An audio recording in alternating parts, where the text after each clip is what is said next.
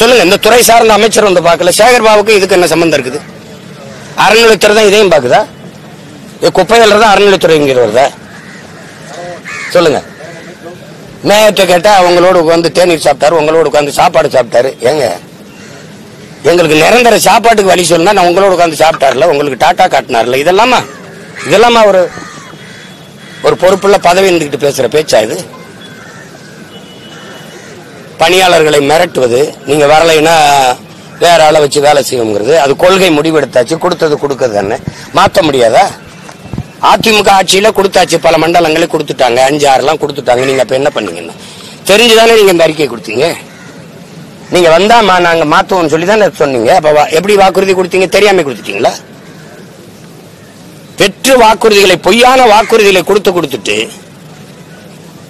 கடைசியா வாக்க பறிக்க கவர்ச்சிகரமான திட்டங்கள் 1000 500 கொடுக்குறேன், அது கொடுக்குறேன், உங்களை தேடி. ஓரணியில் தமிழகம்லாம் எப்படி? ஓரணியில் தமிழகம் வந்து குப்பை அள்ளிடுமா? குப்பையை கூட்டி அள்ளுமா? ஓரணியில் தமிழகம், ஓரணியில் தமிழ்நாடு குப்பையை அள்ளுமா? போராடும் வெல்லும் தமிழ்நாடு, போராடும் வெல்லும். இப்ப போராடிட்டு இருக்கு தமிழ்நாடு. எங்க போய் வெல்லும்? தமிழ்நாட்டை தான் போராடிட்டு இருக்கு. போராடும் மக்களினுடைய கோரிக்கையை ஏற்று அதை நிறைவேற்றுவதற்கு ஒரு பிரச்சனைக்காவது இந்த அரசு முன் வந்திருக்கா? ஒரே ஒரு பிரச்சனை, ஏதாவது ஒரு பிரச்சனைக்கு முன் வந்திருக்கா? அந்த போராட்டத்தை அப்படியே நீர் கடிச்சு, இப்ப சுதந்திர தினம் வருது, இன்னும் 5 நாள்ல, அதுக்காக எப்படியாவது வீட்டுக்கு அனுப்பிடணும், அப்புறப்படுத்திடணும். அவசரமா நீங்க மக்களின் மனச்சான்றுக்கே இதை விடுவோம். இது எந்த வழியில நியாயம்னு சொல்லுங்க, எந்த வழியில நியாயம்னு சொல்லுங்க. உங்க வீட்டிலே ஒரு வாரத்துக்கு ஒரு 4 நாளைக்கு வாசல்ல நீங்க கொட்டுற குப்பை எடுக்கலைன்னா என்ன ஆகும் பாருங்க. நாடே ஏற்கனவே குப்பை மேடாயிருச்சு. ஒரு அற்ப அரசுகள் ஒரு பிளாஸ்டிக் பாலித்தின், ஒரு நெகிழி குலைமத்தை தடை செய்ய முடியல. நாட்டை குப்பை மேடாகிற ஒரு இதை தடை செய்ய முடியல. ஏன்னா தடை செஞ்சா முதலாளி பாதிக்கப்பட்டுருவான். முதலாளி பாதிக்கப்பட்டா அவன் இருந்து வர வருவாய் பாதிக்கப்பட்டுரும்.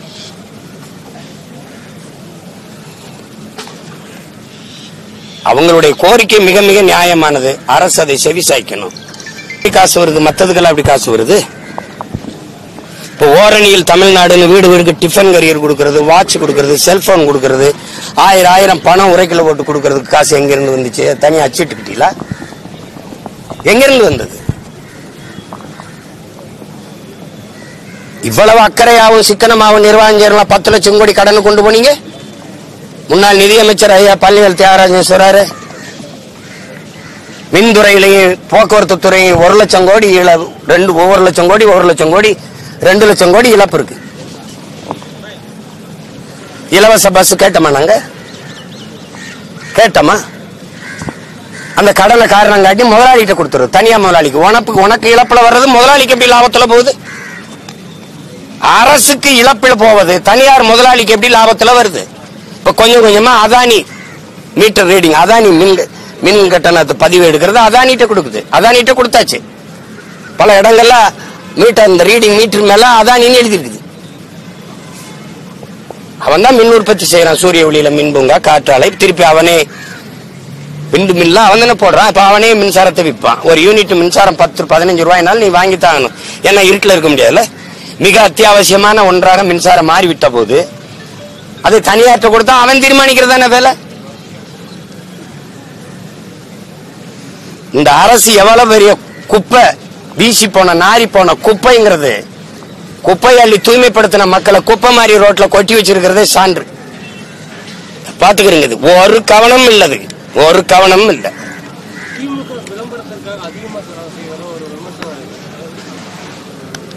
விமர்சனமா உண்மையா? நீங்க என்ன இப்படி ஒரு கேள்வி கேட்கிறீங்க? ஒரு விமர்சனம் இருக்குங்கிறீங்க, ஒரு உண்மைன்னு சொல்லுங்க. பெரும் உண்மை அது. குடும்ப தலைவிகளுக்கு நான் உரிமை தொகை 1000 ரூபாய் கொடுப்போம்ங்கிறத செப்டம்பர்ல கொடுப்போம்ன்றத ஜனவரியில இருந்து விளம்பரம் செஞ்சாங்க.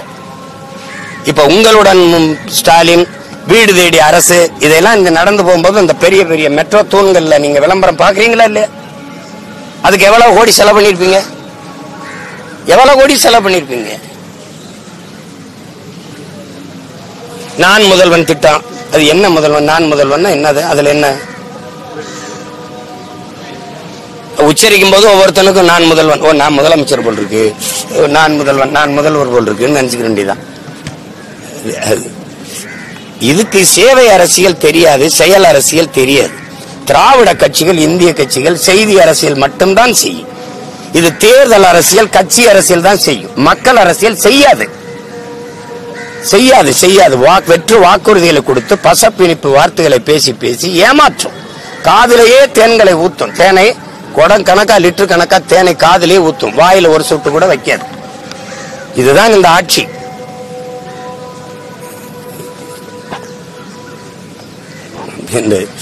ஒரு நாள் இந்த குப்பைகளை அள்ளி குப்பையோட குப்பையை அனுப்பாம இது விடியாது. இது வேற ஏதாவது கேளுங்க.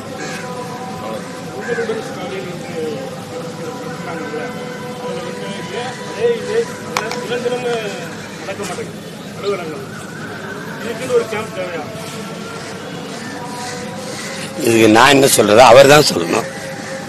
ஏன் நடக்க மாட்டேங்குது நான் என்ன சொல்றேன்? இப்ப எங்களுடன் முதல்வர்கள் இல்லையே, நாங்க போராடிட்டு இருக்கோம். நேத்து போராடணும், அதுக்கு முன்னாடி போராடணும். எங்களுடன் முதல்வர் ஏன் இல்ல? எங்களுக்கு அவர் முதல்வர் இல்லையா? இந்த 10 நாளா போராடிக்கிட்டு இருக்க மக்களுக்கு யாரு முதலமைச்சர்? யாரு முதலமைச்சர்? அந்த கட்டடத்துக்குள்ளதான் போறாங்க மேயர் எல்லாம். அவங்க உட்கார்ந்து பேசி என்ன பிரச்சனை வாங்க தீர்ப்போம்னு இல்லையா? அப்படி ஏதாவது பேச்சுவார்த்தை நடந்திருக்கா? இந்த போராட்டம் மூலமா முதல்வருக்கு என்ன சொல்ல விரும்புறீங்க? நீங்க கொடுத்த வாக்குறுதியை நிறைவேற்றுங்க. நீங்க 2021 தேர்தலில் வென்று முதல்வர் ஆகிறதுக்கு முன்னாடி எதிர்கட்சி தலைவராக இருக்கும்போது நீங்க கொடுத்த அறிக்கை, நீங்க கொடுத்த வாக்குறுதியை நிறைவேற்றுங்க. எல்லாத்திலுமே புதுசா இல்ல. பணி நிரந்தரம் கேட்டது ஆசிரியர் பெருமக்களுக்கு, பகுதி நேர ஆசிரியர்கள் நிரந்தரம் கேட்டது, சம வேலை சம ஊதியம் கேட்டது, எல்லாருக்கும் அவர் கொடுத்த வாக்குறுதியை நிறைவேற்றுங்கன்னு தான் சொல்றோம். புதுசா நாங்களாம் ஒன்னும் கேட்கலையே.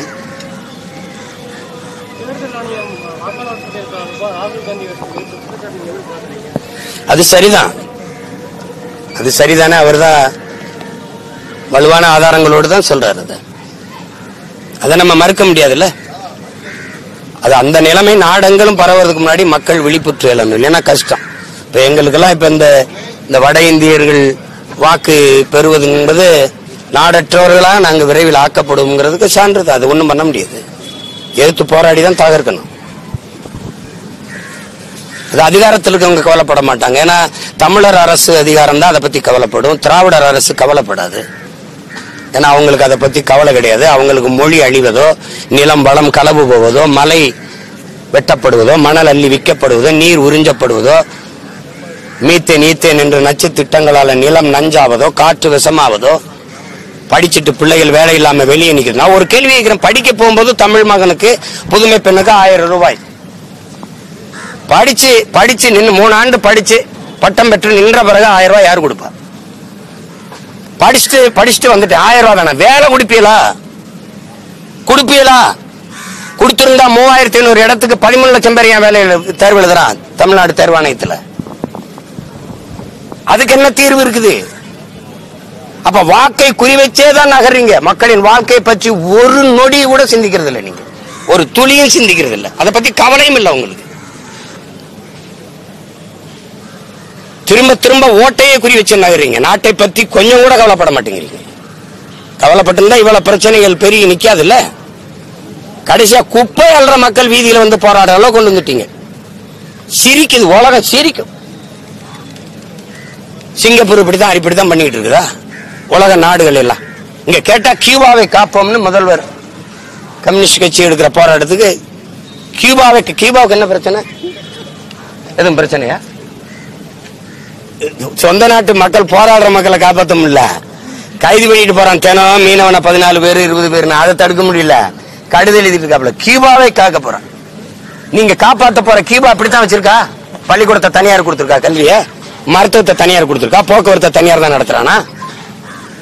எல்லாவற்றையும் தன்னகத்தை வைத்து சிறந்த ஆட்சியை எப்படி கொடுக்க முடியுது? அவனால முடியும், உங்களால முடியாத? ஒரே ஒரு வளம், வெறும் கரும்பை மட்டும் வச்சுக்கிட்டு செய்ய முடியுது. ஏன்னா அவனுக்கு கனவு இருக்குது. ஒரு வளமும் இல்லாத சிங்கப்பூர் இப்படித்தான் நிக்குதா? குப்பையல்ற வீதியில் வந்து நின்னானா? யார் வந்து போறாங்க? சென்னையில பாதி கூட இருக்காது. உலகத்தின் எல்லா நாட்டு இளைஞனுக்கு வேலை கொடுக்கறானே, எப்படி ஒரு வளம் இல்லாம, கடலை தவிர எதுவும் இல்லையா அவனுக்கு? எப்படி கொடுக்கறான்? அவனுக்கு ஒரு கனவு இருந்துச்சு, நோக்கம் இருந்துச்சு. அவன் மக்கள் மீது, மண் மீது, நாட்டின் மீது ஒரு காதல் இருந்துச்சு. இங்க என்ன இருக்குது? வேற என்ன? தொடர்ச்சியா போராடுற மக்கள், எல்லா மக்கள்கிட்டயும் நீங்க போய் அவங்களுக்கு ஆதரவா நிக்கிறீங்க, அரசு எதிர்த்து. ஆனா அந்த அரசு முதல்வர்கிட்டே நீங்க பணம் வாங்கிட்டு ஒரு சிலர் விமர்சனம் பண்றாங்க. அவங்களுக்கு என்ன சொல்றது? பணம் கொடுத்துதான் எனக்கு எதிராக போராடுன்னு சொல்றாப்ல. ஒரு பைத்தியக்கார கூட்டம், பிச்சைக்கார கூட்டம், வாடகைக்கு விட்டு பழகிற கூட்டம் பேசிட்டே தெரியும். அதை போய் பொருள்படுத்திக்கிட்டு இருக்க முடியுமா என்ன?